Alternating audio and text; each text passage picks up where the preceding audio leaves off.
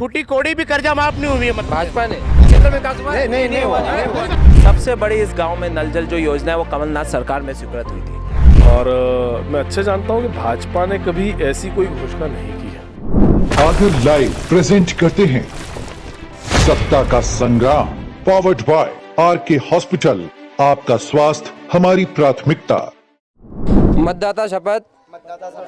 हम भारत के नागरिक लोकतंत्र में अपनी पूर्ण आस्था रखते हुए यह शपथ लेते हैं कि हम अपने देश की लोकतांत्रिक परंपराओं की मर्यादा को बनाए रखेंगे तथा स्वतंत्र, निष्पक्ष एवं शांतिपूर्ण निर्वाचन की गरिमा को अक्षुण्ण रखते हुए निर्भीक होकर धर्म, वर्ग, जाति, समुदाय, भाषा अथवा अन्य किसी भी प्रलोभन से प्रभावित हुए बिना सभी निर्वाचनों में अपने मताधिकार का प्रयोग करेंगे। जय हिंद।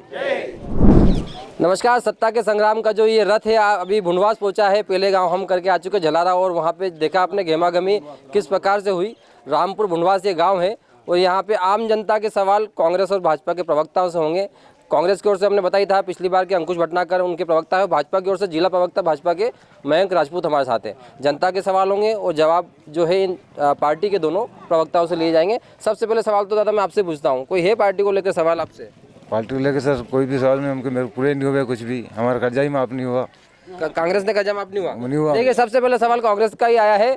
किस दौरान कर्जा था आपके पास? वो पापा का था सर, डेट हो गई। कौन सा समय था? अभी 4-5 साल पहले। देखिए वो सरकार आपकी बनी थी और कर्जा माफ नहीं हुआ। लिस्ट तो आप लेके घूम रहे हो लेकिन कर्जा माफ हुआ नहीं है। निश्चित तौर पे यदि उनका उस समय कर्जा था तो उस समय हमने कर्जा माफ़ किया है। 100% कर्जा इस सागर जिले में माफ़ हुआ है। वो कह रहे हैं माफ हुआ ही नहीं है। उनका उस समय कर्जा ही नहीं होगा। यदि कर्जा था तो वो प्रमाण ला दें। मेरे पास तो सूची है, इनमें से आधे से ज़्यादा लोग जो खड़े हैं उनका भी इसमें नाम है। मैं नाम सहित बता सकता हूँ। ये सूची है रामपुर भुंडवास की। मैं एक एक व्यक्ति का बता सकता हूँ कि इन लोगों का कर्जा माफ हुआ है। दादा आपके पिताजी का नाम क्या था? अब सवाल आ रहा है तो पहले पूछ लूँ मैं आपसे, पिताजी का ध्यान दोगे? जगनलाल जी पूरालाल जी। जगनलाल जी पुरालाल जी का जो कर्जा था उस समय था, माफ क्यों नहीं हुआ? मालवी जगन्नाथ जी फूलालाल जी का ये बोल रहे हैं कर्जा था, तो ये प्रमाण ला दें। इनके पास वहाँ पर सोसाइटी ने कर्ज की एक सूची दी थी, ठीक है, प्रमाण पर। चलिए प्रमाण अगले डिबेट में हम अगले साल मिलेंगे जब लेंगे आपसे। लेकिन अब मेरा सवाल कुछ और लोगों से होगा। दादा किसी से है सवाल आपका?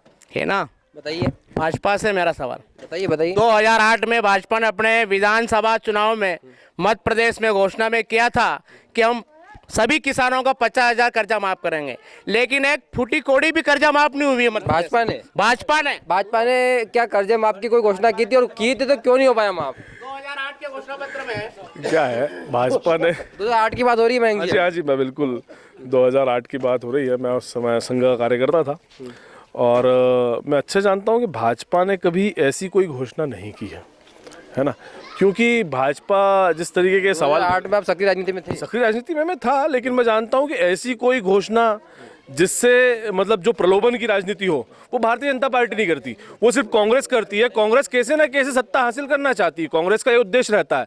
आप बात कर रहे हैं कर्जा माफ़ी की, तो कर्जा माफ़ी का प्रलोभन सरकार लाई थी। कमलनाथ जी, दिग्विजय सिंह जी बड़ी ताकत से लाए थे, कर्जा माफ़ करेंगे, कर्जा माफ़ करेंगे। 1 2 3 4 5 6 7 8 9 10 बस 1.5 सालों में, जहाँ पे हमारे मैंने उससे पहले भी आपसे डिबेट में कहा है कि हमारे एक विधायक चले गए, हमारे क्षेत्र के विधायक चले गए तो कांग्रेस के पूरे नेता टूट गए।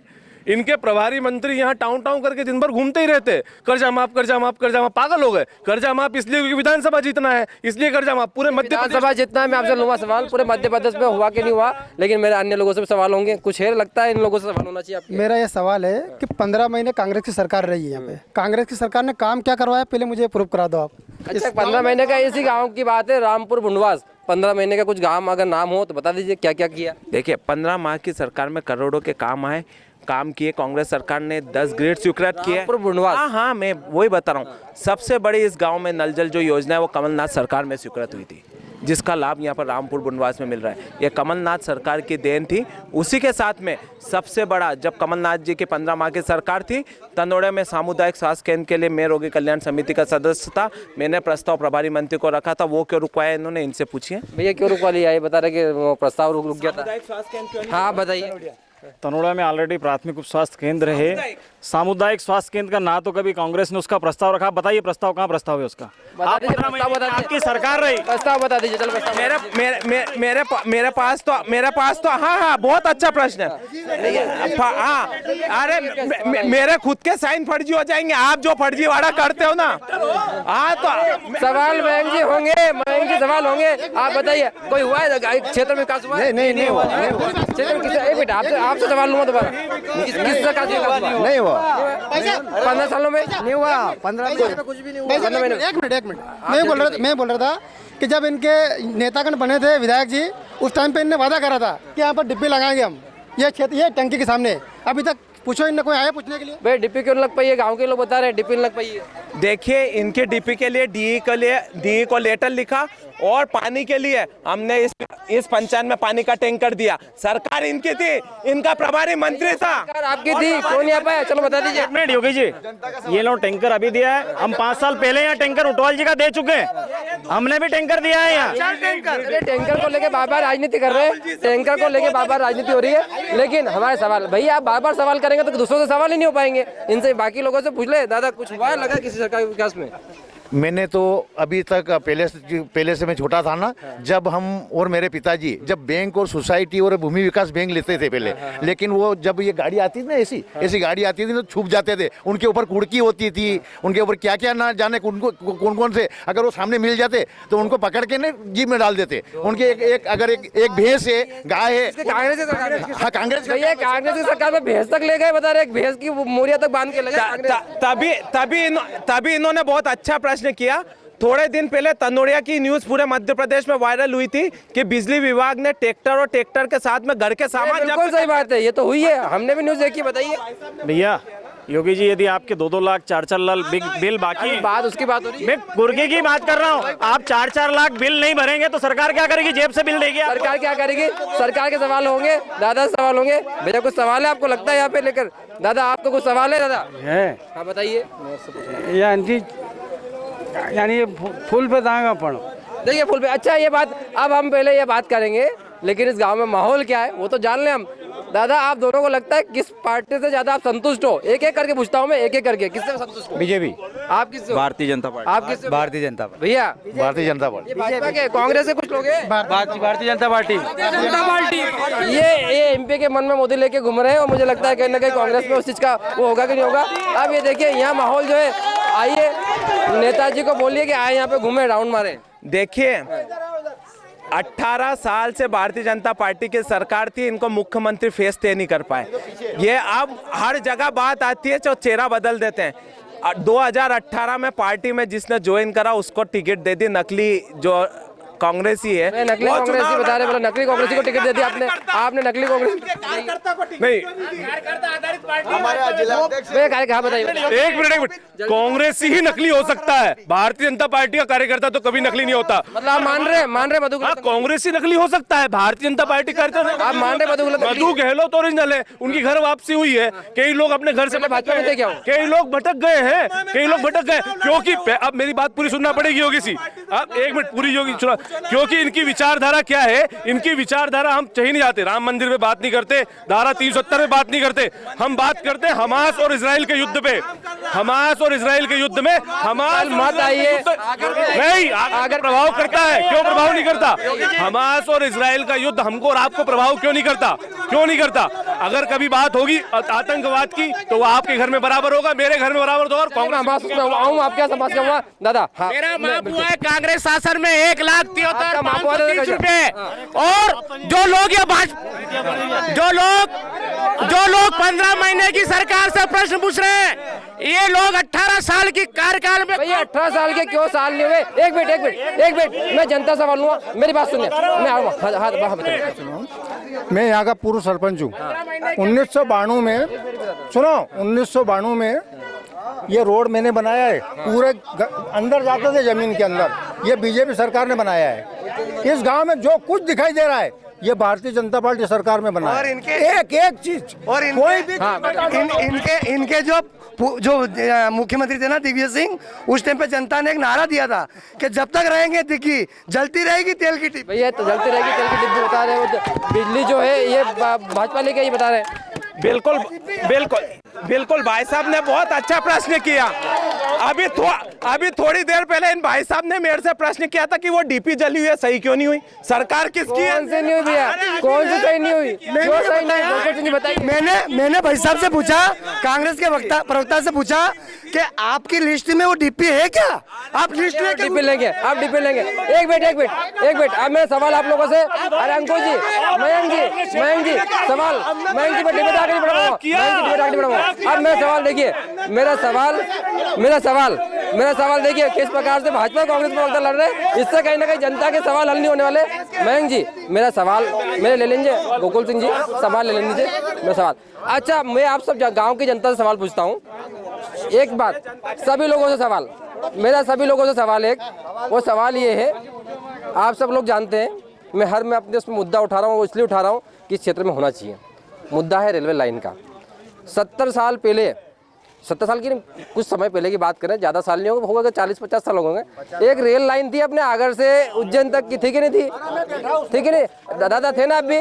आप मुझे बताइए, दोनों से सवाल करूंगा मैं, आप मुझे बताइए दोनों पार्टी से सवाल होना चाहिए और सवाल क्यों होना चाहिए कि कांग्रेस ने सुन तो लीजिए कांग्रेस ने पटरी उखाड़ दी और भाजपा 18 साल में ला नहीं पाई है। अब मेरा मयंक जी बता दीजिए, इस पे भी सवाल, वापस इसी गांव में आया हूं, दोबारा से लोग विकास के मुद्दे पे ही सवाल होना चाहिए वास्तव में।